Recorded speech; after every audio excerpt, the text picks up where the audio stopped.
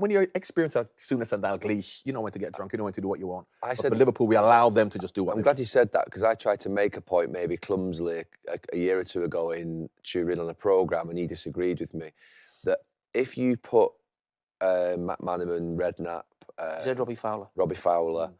Robbie Fowler, to me, was one of the most... I think Robbie Fowler was probably the best goal scorer naturally that I've ever seen as a kid. He was left foot, right foot, header, tap-ins, everything. And I made the statement, if Robbie Fowler had grown up at United under Sir Alex Ferguson's guidance in that sort of dressing room, to be fair, where we weren't allowed to go out at the same levels as you were, and I knew that what Liverpool lads were doing, because we could see them sometimes in cheerleaders in Manchester and in different bars. All over the place, yeah. What are you doing there? Is cheerleaders a place, just to clarify? I was driving past. On his way home. Just making sure Fowler and Matt Manaman were in there. My point is that you'd hear about, you know, and I knew because of playing with England, that there were a group of players at Liverpool at that time. There was a big drinking culture, and maybe there was a United dressing room a little bit, but I felt like it was a lot more under control, and particularly young lads.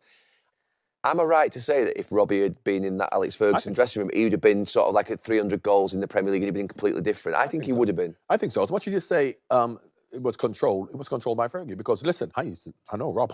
We used to go out with him, Robbo and you know, Paul McGrath, Norman Whiteside. So of course, if you're a young player and you're not being controlled by a figure like that, as much as a bit different. Because I don't know whether the peer pressure was on you. Because I know what it's like even growing up. You know, people go, come on, have a drink, and if you're not drunk, and but Giggs, if you remember with Sir Alex, with Giggs and Sharp, he turned up at the house. And literally dragged Giggs out, literally put him, and basically that was like I said, you don't. Look, at Liverpool, if you didn't want, they didn't really trust you if you didn't want to go out and have a drink. Pre-season, you know, we're going out. Yeah. Players who don't go out, even the staff were like, what's the matter with them? You know what I mean? It was a completely different way. Now, the problem was when you have experienced players, yes, you can go out, you can have a drink, but you know what to do, you know when to... For youngsters, you can't just allow them to do whatever they want, particularly if you're going to influence them in that way.